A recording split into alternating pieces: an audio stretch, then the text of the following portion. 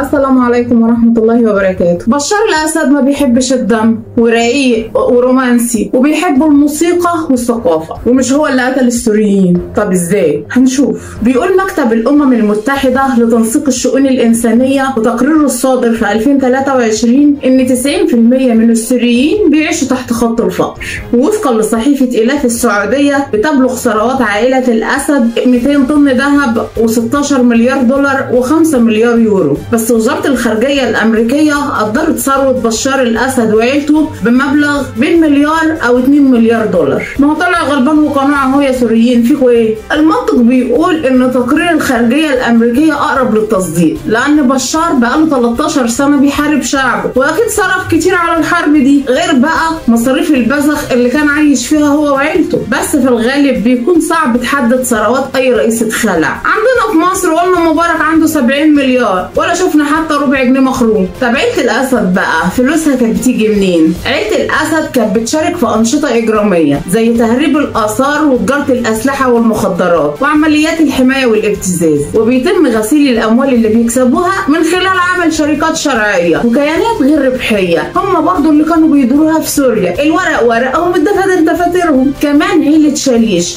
ولاد عم بشار من جهة الأب، فصافي ثروة ذو الهمة زهير شاليش ورياض شاليش أكتر من مليار دولار. ورامي مخلوف واحد من أغنى وأقوى رجال سوريا، هو كمان جزء من عيلة الأسد. كل دول متكلمين عنهم في فيديو تاريخ عيلة الأسد، هيظهر لكم هنا فوق في علامة الآي. رامي كان بيسيطر على حصة كبيرة من الاقتصاد السوري، وبعد صراعه مع بشار سنة 2020 تم وضع معظم أمواله تحت الحراسة القضائية للدولة، وده معناه إن حوالي 10 مليار دولار دخلت خزنة الأسد. عيلة الأسد ونسايبهم كان كل همهم أثناء فترة الحكم إنهم يقدسوا الثروة، وكانوا ناصحين، ما كانوش بيحطوا البيض في سلة واحدة. يعني كانوا موزعين ثروتهم بحكمة، لأن أسماء الأخرس زوجة بشار كانت شغالة في البنوك والاستثمار قبل الجواز، واستغلت خبرتها طبعا، فوزعوا الثروة شوية في العقارات بره سوريا، وشوية في البورصة، وشوية في بنوك الملاذ الآمن اللي هي سويسرا. الناس لما دخلت قصر الشعب اللي كان محرم عليهم يقربوا منه لقوا بطاقة أسماء الأسد، ولقوا أسطول سيارات فارهة بيملكها بشار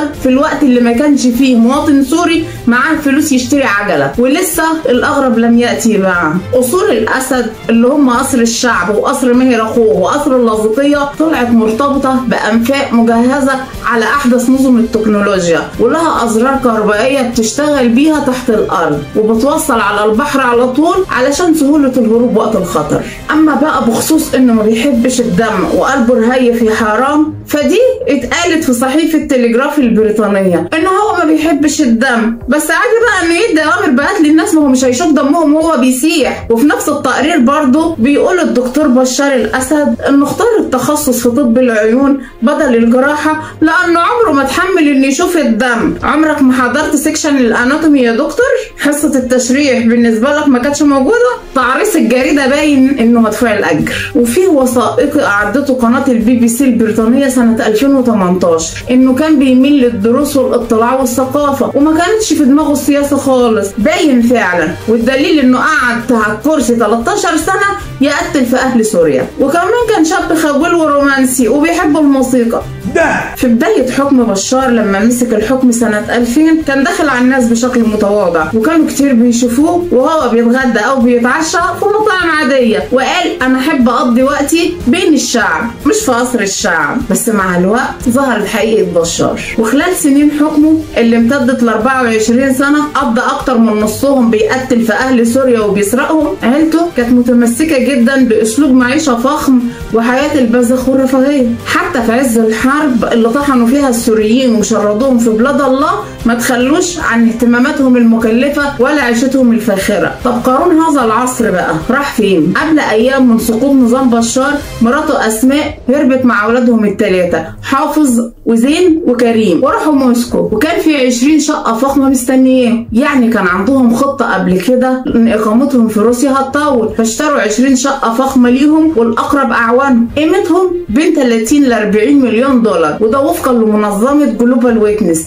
ودي منظمة منظمة دولية بتحارب الفساد. شقق بشار كلها موجودة في أفخم ناطحات سحاب في موسكو، وحاليا مقر إقامة عيلة الأسد هو مجمع ذا سيتي اوف كابيتالز، يعني مدينة العواصم. لما بشار كان على كرسي الحكم كان أي معلومة عن ثروته من سبع المستحيلات، لأنه كان حذر جدا من العقوبات الدولية. بس دلوقتي المستور اتكشف والناس دخلت القصور وشافت البذخ اللي كانوا عايشين فيه، والناس في سوريا ما كانتش لاقيه تاكل ومشرده في بلاد الله. ونيجي بقى لدور اسماء الاسد. هي الاول كانت بتشتري هدوم وجزم وشنط ومجوهرات من اشهر الماركات العالميه، والناس لما اقتحموا القصور لقوا علب المجوهرات الفاضيه واكياس العلامات التجاريه زي لويس فيتون اللي ظهرت في فيديوهات اقتحام القصر لاستعراض ثروه بشار وعيلته. اسماء بعد ما شبعت بقى من اللبس والجزم والشنط والمجوهرات اتنقلت لمستوى تاني، بقت تصرف آلاف الدولارات على الأساس والديكور المنزلي الفاخر والتحف النادرة. في سنة 2012 والحرب في عزها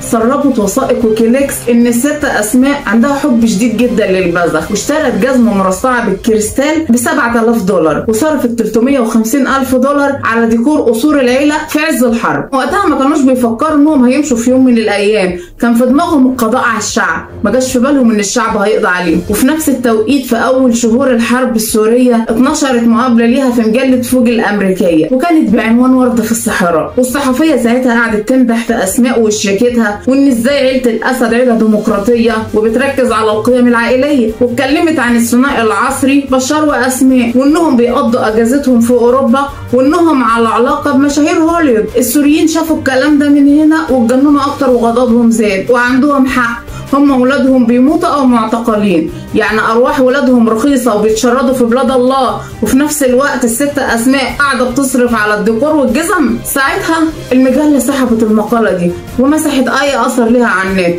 ومشت الصحفيه اللي عملت المقابله مع اسماء الاسد. ومن شراء الجزم والشنط والمجوهرات اتنقلت اسماء للاستثمارات الجديده، فلقت اللي هي بتدور عليه في الحرب. لما بدات الاحداث الدمويه في سوريا استلمت اسماء ضفه الاقتصاد في قلب النظام الحاكم. وطبقا لتقرير الشبكه السوريه لحقوق الانسان ان اسماء لقت نفسها على راس شبكه من اللجان والجمعيات اللي ماسكه زمام الشؤون الاجتماعيه والماليه، وكمان هي اللي بتوزع الحصص الغذائيه وحاطه ايديها على المساعدات الخارجيه اللي بتيجي من بره سوريا. وفي نفس التوقيت برضه كانت حريصه على انها تشتري مستحضرات التجميل بتاعتها والمنتجات الصحيه الخاصه بيها من بره، وبتجيلها مخصوص بطياره خاصه. انت فعلا انثى الاسد. اسماء الاسد كان لها دور كبير جدا في كواليس الحرب السوريه بين بشار والشعب اللي ما كانش عايزه، وهي بنفسها اللي سمت نفسها الدكتاتور الحقيقي، وده في بريد الكتروني سربته وثائق ويكيليكس سنه 2012. واسماء بتهزر مع صاحبتها وبتقول لها انا الدكتاتور الحقيقي. مبروك لاخواتنا السوريين استرداد ارضهم من عرين الاسد، وعقبال ما ترجعوا فلوسكم. وبس كده خلص موضوعنا النهارده، واتمنى لو عجبكم تدعموني باشتراك ولايك وكومنت حلو زيكم كده، والسلام عليكم ورحمه الله وبركاته.